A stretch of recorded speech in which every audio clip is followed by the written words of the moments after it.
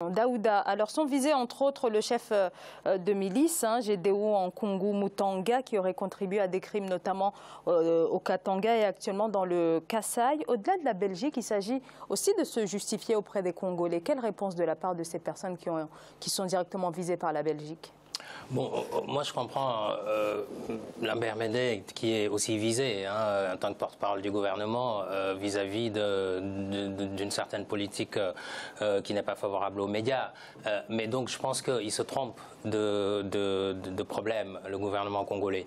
Ce n'est pas un problème entre la Belgique, qui est effectivement ancienne puissance coloniale, et la RDC. C'est une question d'engagement de la RDC vis-à-vis de l'accord de Cotonou. L'accord de Cotonou qui concerne l'aide publique au développement au niveau de la Commission européenne.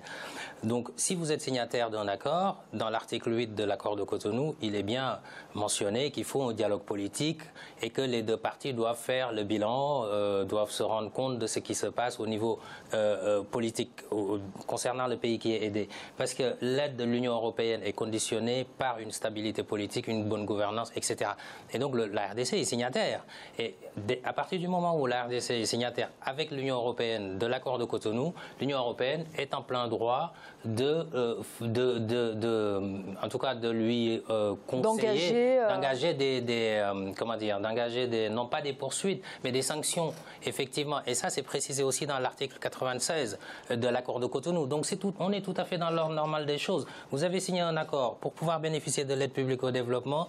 Donc là, il ne s'agit pas du tout d'ingérence, mais c'est une décision légitime pour l'Union européenne. Et la RDC était d'accord avant, puisqu'elle avait signé l'accord de Cotonou comme beaucoup d'autres pays africains. Une dernière question, Daouda, sur cette actualité. On a quand même le sentiment que le pouvoir congolais met véritablement le curseur sur cette problématique avec la Belgique, alors qu'on sait qu'il y a une problématique majeure dont le pays devrait se saisir, à savoir établir un calendrier pour la présidentielle qui doit se tenir tout de même à la fin de l'année.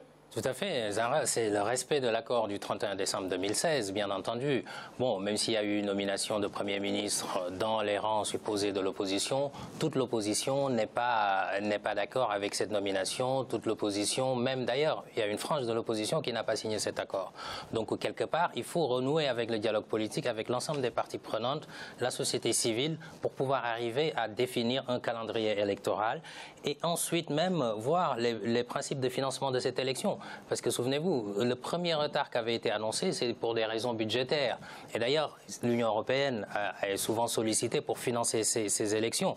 Et donc, si quelqu'un vous finance vos élections, il a bien droit de voir dans quelles conditions de transparence ces élections vont se dérouler. Donc, pour revenir principalement à cette question, je pense qu'il faut renouer le fil du dialogue avec l'ensemble des parties prenantes. Kabila n'a pas droit à un troisième mandat, il doit le comprendre. C'est la démocratie, il doit organiser les élections. Mais pour finir, la question, c'est simplement le Conseil de l'Europe. C'est effectivement, on peut considérer que c'est le gouvernement de l'Union européenne. En face, il y a le gouvernement de la RDC. Il y a eu des accords, notamment l'accord de Cotonou. Et c'est dans ce cadre-là que l'Union européenne intervient. Ça ne me semble pas d'être une ingérence ou un néocolonialisme.